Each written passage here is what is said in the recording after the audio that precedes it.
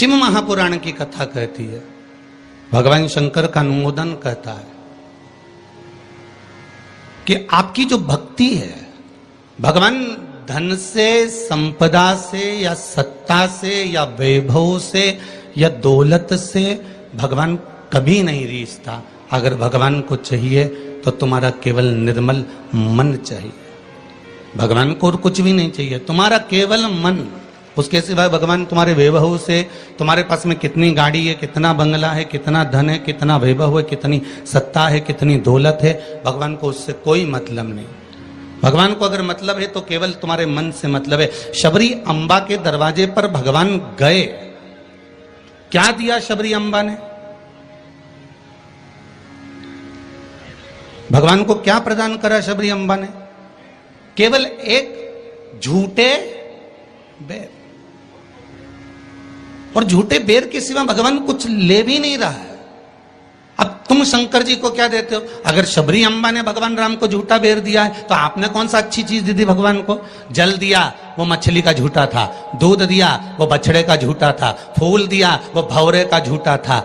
मिठाई बना कर दी, वो चींटी की झूठी थी। तुमने दिया क्या? और ये मनुष्य का शरीर दिया भगवान के चरणों में, ये भी तो झूठा है। फोन पे तो तुरंत कह देता है, माता तारे बिना एक बिना नहीं रहूं, एक मिनट नहीं रहूं, तेरी तो मुझे बहुत याद आए। और भगवान के पास जाए कि तुम्हारे बिना मेरा कोई नहीं है। भगवान के रेंदे रे झूठेला।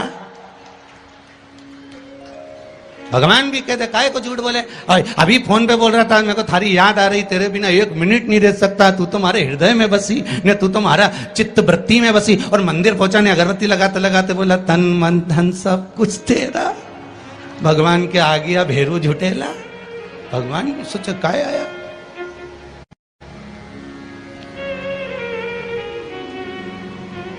अगर शबरी अम्बा ने झूठा बेर दिया है तो हमने कौन सी अच्छी चीज भगवान को दे दी है? हमने क्या भगवान को अच्छा दे दिया है? हम भी तो झूठा ही दे रहे हैं। पुष्प दिया, वो भी झूठा था। जल दिया, वो मछली का झूठा था। दूध दिया, वो गाय के बछड़े का झूठा था। मिठाई दी, वो चींटी की झूठी थी। हम जो परमात्मा को दिए वो सब कुछ झूठा था। यहां तक हम भगवान का जो स्मरण भी कर रहे हैं, कई लोग भगवान के मंदिर में बैठकर घंटों तक माला पकड़कर भी अगर भगवान के मंदिर में बैठकर भजन कीर्तन स्मरण कर रहे हैं तो वो ये सोचे कि नहीं ये सत्य है, तो उसने उसमें भी छल कर दिया। थोड़ी देर तक तो मन लगता है, उसके बाद ये चित्त, ये वृत्ति, ये मन कहीं ना कहीं डोल जाता है। इस मन को लोग कजन कहां लेकर चले जाते हैं। बड़ा बड़ा कठिन है महाराज, ये बड़ा कठिन। ये मन बड़ा चंचल है, कैसे तेरा भजन करूं, जितना इसे समझाऊं उतना ही मचलता है। भोलेनाथ हे शंभो, हे त्रिकालदर्शी, हे कैलाशी, हे अविनाशी, हे शिव, हे करुणा सागर। ये चित्त, ये मन, ये वृत्ति बड़ी चंचल है।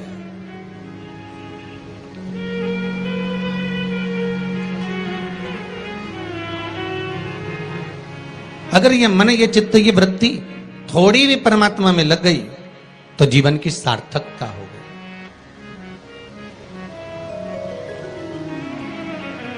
ब्रह्मा और भगवान विष्णु दोनों मिलकर मंथन कर रहे हैं।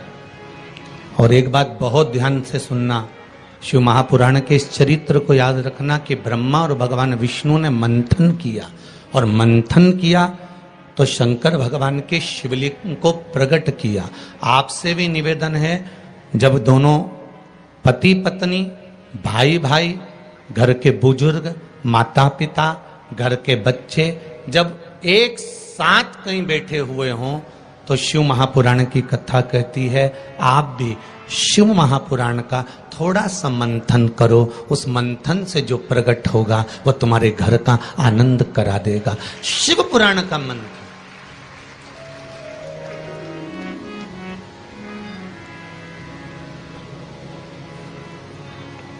थोड़ी देर अपने माता पिता के पास में जाकर बैठा करो, थोड़ी देर जब घर से जाते हो तो अपने घर में जो मंदिर है, अपने घर में जो देवालय है, अपने घर में जो शिव जी हैं, अपने घर में जो राम जी हैं, अपने घर में जो ठाकुर जी हैं, अपने घर में जो कृष्ण हैं, अपने घर में जो देवता विराजमान हैं, आप उनके पास जाकर बैठकर फिर अपने गंतव्य की ओर अपने कार्य के लिए जाइए। और शाम को जब आओ तो पत्नी और बच्चों से, परिवार से बाद में मिलो। सबसे पहले अगर दुकान की चाबी भी लेकर आए हो, थोड़ा सा धन भी लेकर आए हो, थोड़ा सा सामान भी लेकर आए हो, थोड़ा सा व्यापार का कुछ चीज भी आप लेकर आए हो, तो सबसे पहले जाकर भगवान के मंदिर में जो आपके घर में है उसके पास में बैठकर उसको बताया करो, आज मैंने व्यापार करा उसमें यह लाभ हुआ, आज मैंने व्यापार करा उसमें यह हानि हुई, और आपकी कृपा से आज मैंने दुकान व्यापार व्यवसाय आज का पूरा करा। हे देवाधिदेव महादेव, हे मेरे ठाकुर, हे मेरे कृष्ण, हे मेरे राम, आज भगवान की कृपा, आपकी कृपा बहुत बनी रही और मेरा सब कार्य सफल हुआ। बाबा को प्रणाम करो, नमन करो और फिर अपने माता पिता, परिवार, कुटुंब, कबीला जिससे मिलना है मिलो, फिर मिलो।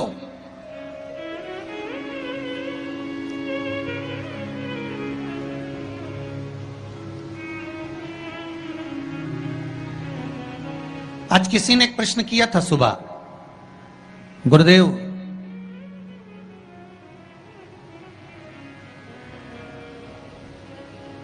अगर भगवान के मंदिर जाना है हमको और शरीर में अगर कष्ट है, शरीर में अगर रोग है, शरीर में अगर बीमारी है, शरीर में अगर दुख है, शरीर में अगर कष्ट है, तो क्या नहाना जरूरी है?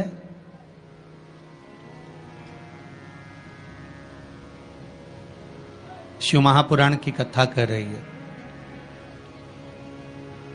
मत नहाओ, स्नान कर लो।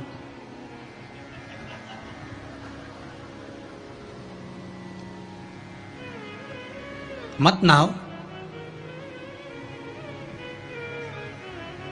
स्नान कर लो। नहाने में और स्नान में जमीन और आसमान का अंतर है। बाथरूम में गए, साबुन लगाया, शैम्पू लगाया और ये सब लगाने के बाद में तुमने जो तुम्हारे ऊपर पानी उंडेला, इसको नहाना कहते हैं। ठीक है? जो तुमने साबुन लगाया, शैम्पू लगाया, पानी डाला, उसको नहाना कहते हैं।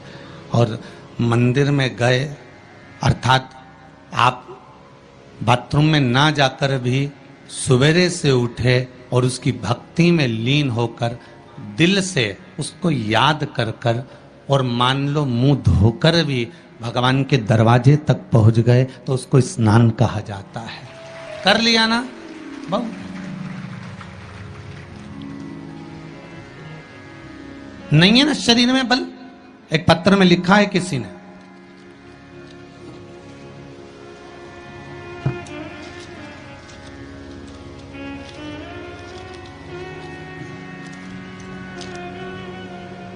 मैं बदनावर धार के पास बालोदा में रहती हूं, मेरा नाम शांतिबाई कुमावत है, कहीं बैठी हो तो खड़ी हो जाएं। आप ही हैं? दोनों हाथ हिला दो एक बार। मेरा नाम शांतिबाई कुमावत है। गुरुदेव, आज मैं अपने पैरों पर खड़ी हूं और घूम रही हूं, ये शिव की ही कृपा है, शंकर की कृपा है। मैं कैंसर से पीड़ित हूं, बहुत सारे अस्पतालों में मेरा इलाज हुआ है। ऐसा कोई हॉस्पिटल गुजरात का, राजस्थान का और महाराष्ट्र का नहीं जहां पर मेरा इलाज नहीं हुआ। रह रह कर कैंसर उपज रहा था, परेशान हो गई थी गुरुदेव। तब बाबा की कृपा से डॉक्टर ने कह दिया अब तुम्हारे शरीर में और ऑपरेशन का दम नहीं बचा, इसलिए अब तुम भगवान के ही सहारे जियो। और डॉक्टर ने अगले ऑपरेशन करने से मना कर दिया।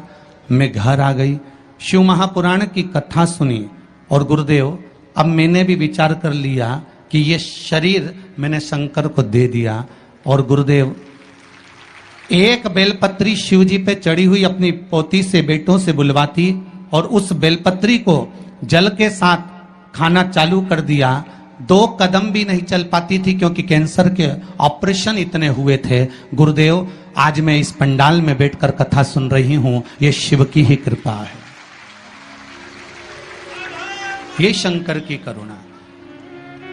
एक बात बहुत सुंदर आपने लिखा है शांतिबाई जी, माता जी, कि गुरुदेव जांच भी कराई, अब डॉक्टर बोल रहा है तुम तो ठीक होती चली जा रही हो, ऑपरेशन की भी जरूरत नहीं है, अब बाबा की यह कृपा हुई है, ये करुणा है। बैठो मां, बैठो। हर हर महादेव। ये शिव की कृपा है, ये शंकर की करुणा, ये शंकर की उदारता है, ये शंकर की दया है, ये शिव करुणा है।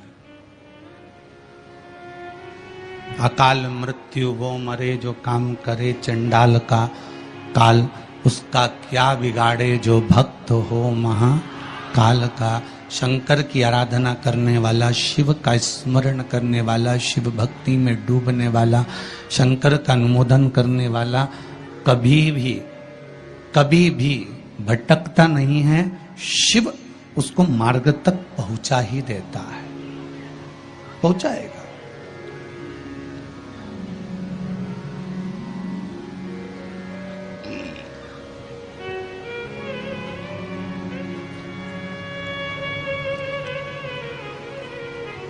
जितना शरीर का वजन है, बहुत ध्यान दीजिएगा जरा। बैसाख शिवरात्रि शिव महापुराण की कथा मिली है आपको सुनने के लिए, और बैसाख शिवरात्रि शिव महापुराण की कथा यदि आप लोग श्रवण कर रहे हैं, चाहे आस्था चैनल के माध्यम से सुन रहे हो, चाहे फेसबुक यूट्यूब के माध्यम से सुन रहे हो, चाहे इस पावन पंडाल में बैठकर सुन रहे हो, अगर श्रवण कर रहे हो तो ध्यान रखना, जितना शरीर का वजन है,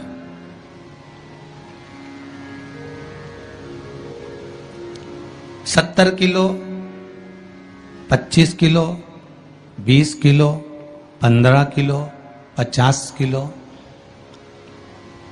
उतना ही किलो के हिसाब से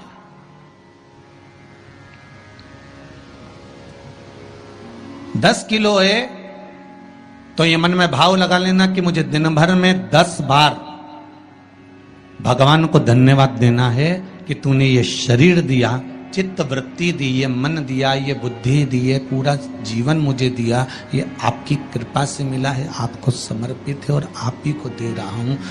10 किलो के हो तो 10 बार आप भगवान को धन्यवाद दीजिए, 20 किलो के हो तो 20 बार धन्यवाद दीजिए, 80 किलो के हो तो 80 बार धन्यवाद दीजिए, 90 किलो के हो तो 90 बार धन्यवाद दीजिए कि ये आपकी कृपा से मुझे प्राप्त हुआ है, कोई दूसरा देने वाला नहीं है मुझको, केवल आप दे रहे हो, उसके सिवाय कुछ नहीं मिला।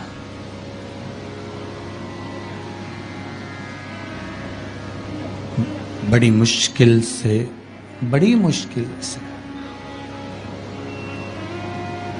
उसने कृपा कर कर यहां भेजा है अपने को, बड़ी मुश्किल से भेजा।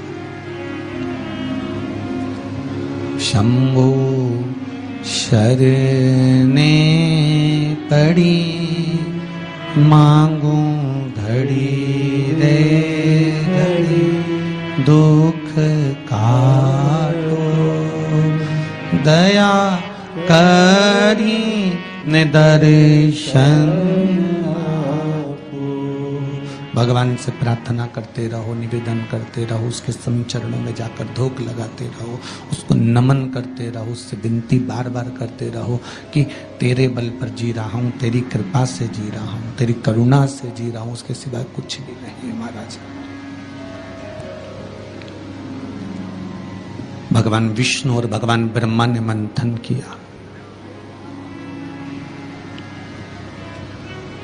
और भगवान विष्णु और भगवान ब्रह्मा जब मंथन करे तो उस मंथन में शिवलिंग प्रकट हुआ।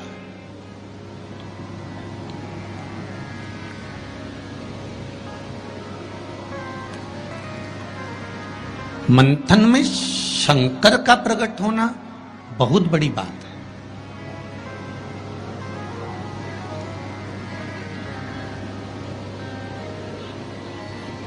जैसे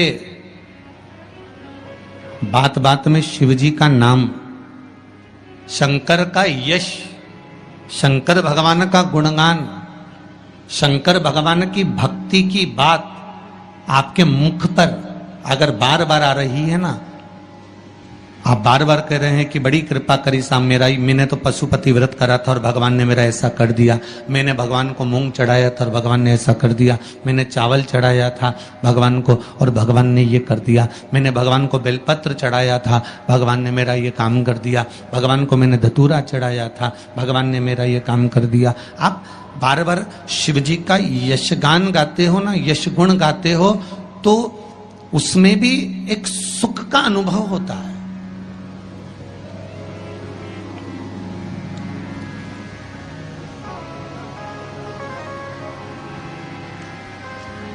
आपके यश गुण गाने में भी करके देखना। सास से निवेदन है, बहू की बड़ाई करके देखो, बहू का यश गुण गाकर देखो। कितनी भी बुरी बहू हो, कितना भी अपशब्द कहती हो, कितना भी ताना देती हो, कितनी भी गाली देती हो, कितना भी आड़ा टेढ़ा बोलती हो, भले तुम्हें संभालती हो ना संभालती हो, तुम्हारा सम्मान करती हो ना करती हो, तुम्हारा आदर करती हो ना करती हो, उसके बाद भी तुम 4 लोगों से अपनी बहू की बड़ाई कर कर देखना, खूब बड़ाई करना उसकी, खूब यश गुण गाना उसका। भले वो गाली दे, अपशब्द के ताना दे, कुछ भी बोले, पर तुम यश गुण गाओ उसका, खूब गाओ और खूब दिल से यश गुण गाओ उसका। 1 महीना इंतजार करना यश गुण गाते गाते। दूसरे महीने में जिस बहू का तुमने यश गुण गाया है, ये शिव महापुराण की कथा कहती है, वो भी सिर पर पल्लू लेकर तुम्हारे को धोख लगाने आएगी जरूर, ये पक्का। आप अपने भीतर कुछ अच्छा तो लाओ।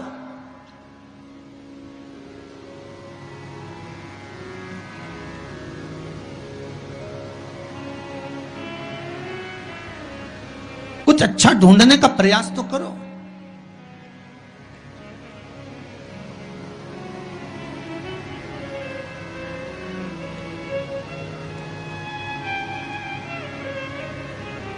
आज कोई कह रहा था गुरुजी, पूरे भारत में पूरे जगह पर देखा जाए तो आज दुनिया के लोग ये भगवान के नाम से क्यों इतना चिढ़ने लगे।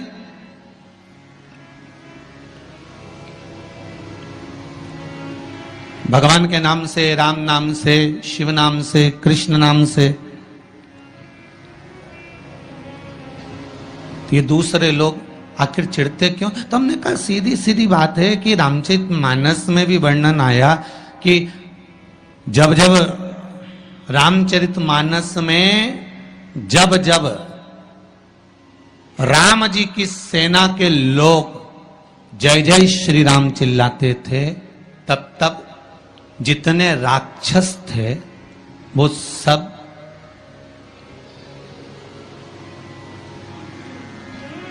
जितने राक्षस थे, जितने भी,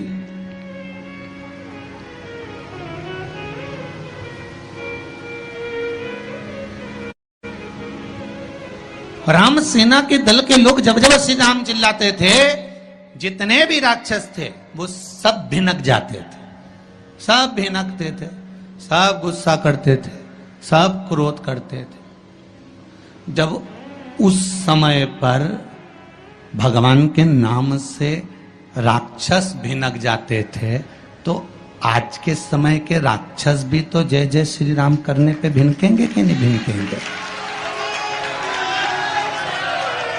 जरा विचार तो करो।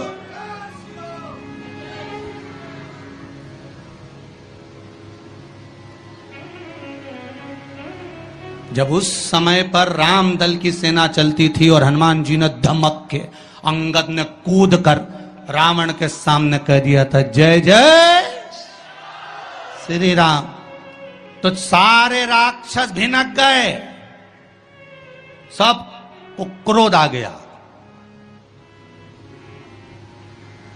सबको गुस्सा। तो जब त्रेता में ये हाल था राक्षसों का राम नाम से, तो फिर तो ये तो कलयुग है।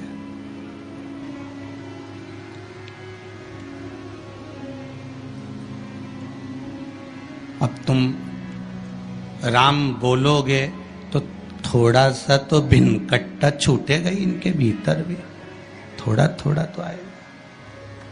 पर आग लगे बस्ती में, अपन रहो मस्ती में, जो ज्यादा भिनके नहीं तो उसको भिना करने दो। तुम तो जोरदार खजूर वाली चोटी बना के बिंदी लगा तैयार होके भगवान के मंदिर जाओ और राम नाम गुण गाओ, शिव का स्मरण करो, लोटा भर के जल चढ़ाओ, शंकर का भगवान का भजन करो। शिव की भक्ति में जितने जितने लग सकते हो उतने लगो, कुछ नहीं बिगड़ेगा।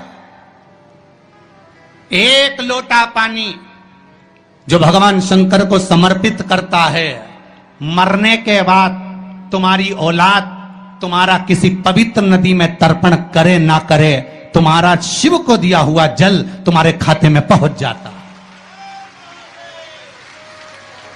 आपने जो शंकर भगवान को एक लोटा जल दिया है, शिव जी को एक लोटा पानी चढ़ाया, शंकर भगवान को एक लोटा जल समर्पित करा है, शंकर भगवान को एक लोटा जल अगर आपने दिया है तो वो आपके खाते में पहुंचेगा जरूर, ये निश्चित है, पक्का है।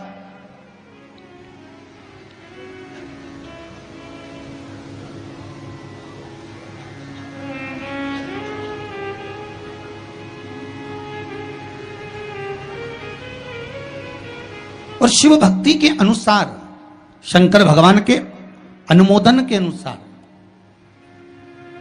पहले भी कथा में कहा, आज फिर कह रहे हैं, आप जब शंकर भगवान को एक लोटा जल समर्पित करते हो तो वो 33 कौटि देवताओं के हिस्से में चले जाता है, एक भाग पितरों के हिस्से में चले जाता है, एक भाग आहूतों के हिस्से में चले जाता है, एक भाग वाचुकों के हिस्से में चले जाता है। आपने जो भगवान को दिया वो धीरे धीरे धीरे धीरे धीरे धीरे धीरे बढ़ता चले जाता है, भगवान के धामों में पहुंचता चले जाता है।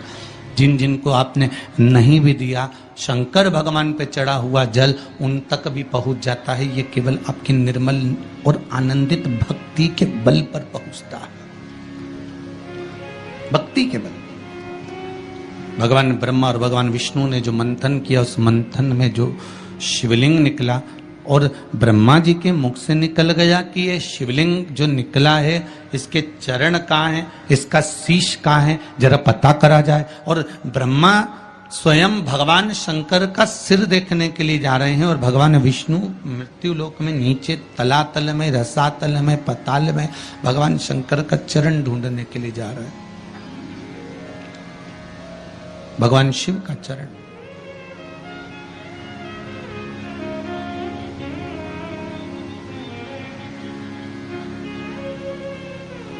गए दोनों, वो ऊपर गए, ये नीचे गए देखने के लिए। कई लोग शिव महापुराण की कथा, स्मरण, भजन, कीर्तन सुनने के लिए नहीं जाते हैं। मंदिर में कई लोग भगवान शंकर पर जल चढ़ाने नहीं जाते हैं। कई लोग ये देखने के लिए जाते हैं कि कौन आया कौन नहीं आया, किसने सुना और किसने ना सुना, किसने धारण करा किसने ना करा।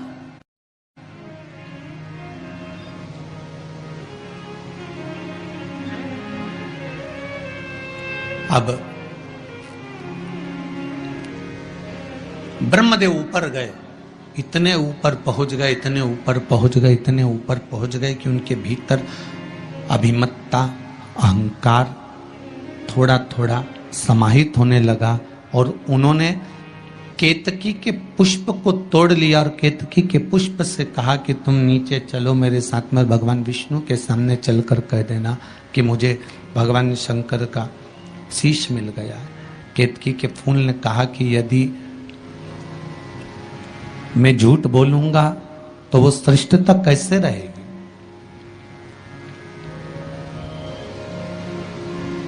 मेरे झूठ बोलने की श्रेष्ठता कैसे होगी? कौन मानेगा मेरी बात को? सामने से गौ माता निकल कर जा रही थी, गाय से कह दिया तुम चलकर कह दो कि तुम चलकर कहो कि भगवान ब्रह्मदेव को भगवान शिव का शीश मिल गया। गाय कहती है मैं क्यों झूठ बोलूं? उसको भी थोड़ा सा लोभ दिया गया और केतकी के पुष्प को भी थोड़ा सा लोभ दिया गया। दोनों को थोड़ा थोड़ा लोभ प्रदान करा। और शिव पुराण कथा कहती है कि जब व्यक्ति के जीवन में थोड़ा सा लोभ उपज जाता है, थोड़ा सा लालच आ जाता है, तो फिर जीवन का किया हुआ सारा कर्म उसका बेकार हो जाता है। और वही हुआ है। केतकी के पुष्प के मन में ये लोभ जाग गया कि मैं ब्रह्मा जी के द्वारा सिंचित हो जाऊंगा, आनंदित हो जाऊंगा। और गाय के मन में ये लोभ जाग गया कि ब्रह्मा जी कह रहे हैं कि सबसे पहली रोटी आपको प्रदान कर दूंगा, तो ये लोभ ही तो जागा। कोई भी चीज करो,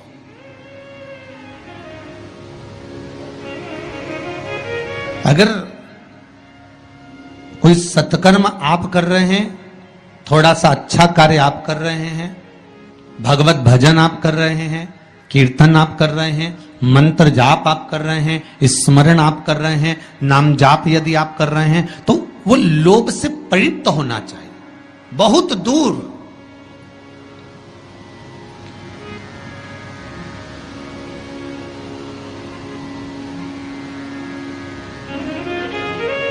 आपके भीतर वो उपजे ना।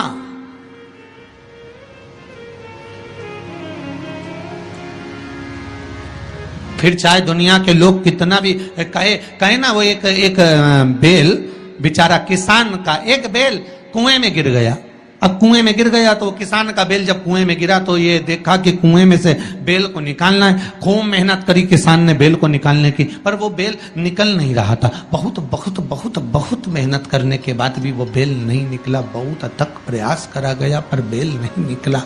तब किसान ने फिर कहीं मशीन वाले से कहा होगा कि इस बेल को निकालना है। मशीन वाले ने कहा 25,000 रुपये लग जाएंगे, 20,000 रुपये लग जाएंगे। तो उसने सोचा 20,000 25,000 लग जाएगा तो इससे अच्छा है कि इसको पड़े ही रहने दो। बेल किसी काम का तो था नहीं, बूढ़ा हो गया था।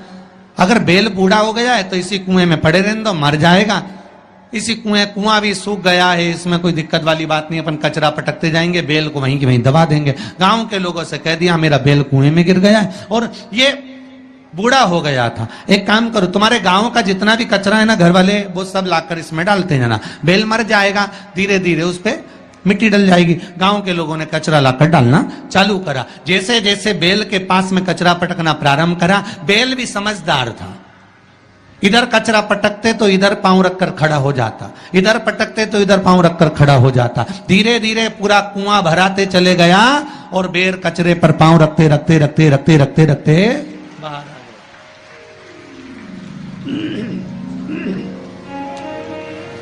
बेल कचरे पर पांव रखते रखते रखते रखते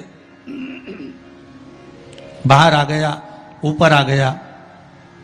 और जब वो ऊपर आया, निकल कर बाहर भाग गया, निकल कर बाहर भागा।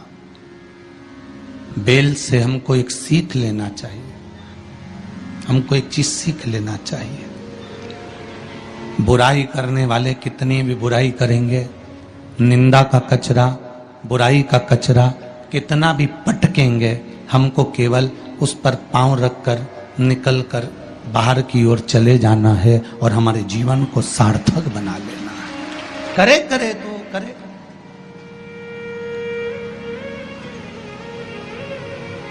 अब शब्द कहने वाला कहता रहे, ताने देने वाला देता रहे, गाली देने वाला देता रहे। अपनी शिव भक्ति, अपना स्मरण, शंकर का अनुमोदन होता रहे, बस इसका ध्यान रखना। बैसाख के महीने में नवमी तिथि को माता जानकी का प्रागट्य हुआ है पृथ्वी से।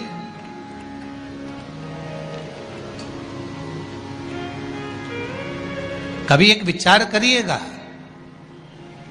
कि नरसिंह अवतार बैसाख के महीने में हुआ, कुर्म अवतार बैसाख के महीने में हुआ, हयग्रीव अवतार बैसाख के महीने में हुआ, परशुराम अवतार बैसाख के महीने में हुआ, माता जानकी का अवतार बैसाख के महीने में हुआ।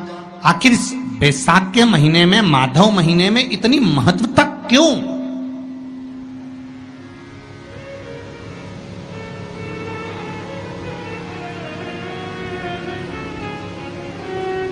बैसाख के महीने में पड़ने वाली एकादशी, चतुर्थी, प्रदोष,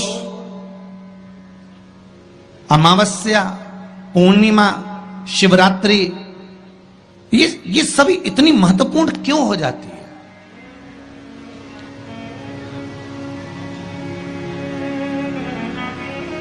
इसकी महत्वता इतनी प्रबल क्यों हो जाती है? किस लिए? क्योंकि बैसाख का जो महीना पड़ता है, सूर्य की संपूर्ण तपन, सूर्य देव अपने पूर्ण तेज के साथ में, पूर्ण तेज के साथ में मृत्यु लोक के निवासियों पर, चाहे जलचर हो, थलचर हो, वायुचर हो, चाहे जो जीव हैं, उस पर जब किरण फेंकते हैं तो संसार का जो मनुष्य है उस पर जब ताप पड़ता है तो ताप पड़ने के कारण उसके मुख से भगवान का नाम निकल ही जाता है, स्मरण नाम निकल ही जाता है। जब उसके मुख से भगवान का नाम निकलता है तो वो भगवान की शरणागति खुद ग्रहण कर लेता है स्वयं।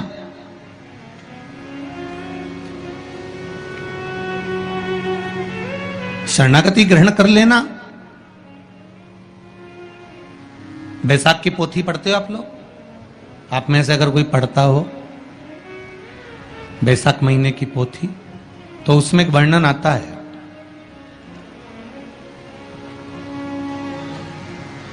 गीता प्रेस गोरखपुर के कल्याण अंक में भी आप ये पावन बैसाख चरित्र श्रवण कर सकते हैं। उसमें बैसाख महीने की पोथी में 10वें दिवस की कथा में 10वें अध्याय में एक व्याध और शंख मुनि का चरित्र आता है।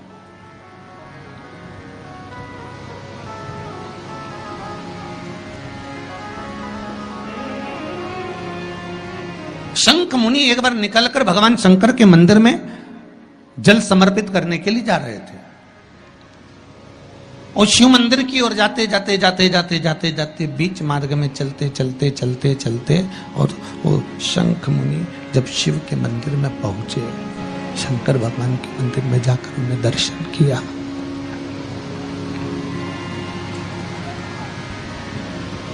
जल का पात्र उठाया और वो जल का पात्र उठाकर जब भगवान शिव को समर्पित कर रहे थे तो उसी समय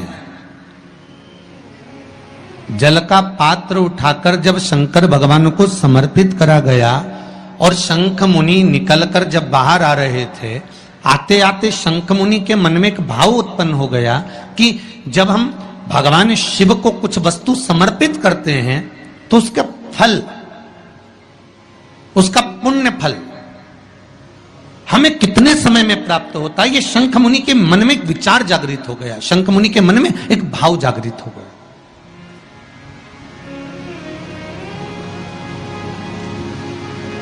कई माताएं पशुपति व्रत करती हैं, कई ऐसी भी माताएं हैं जिन्होंने 2-3 बार पशुपति व्रत कर लिए होंगे।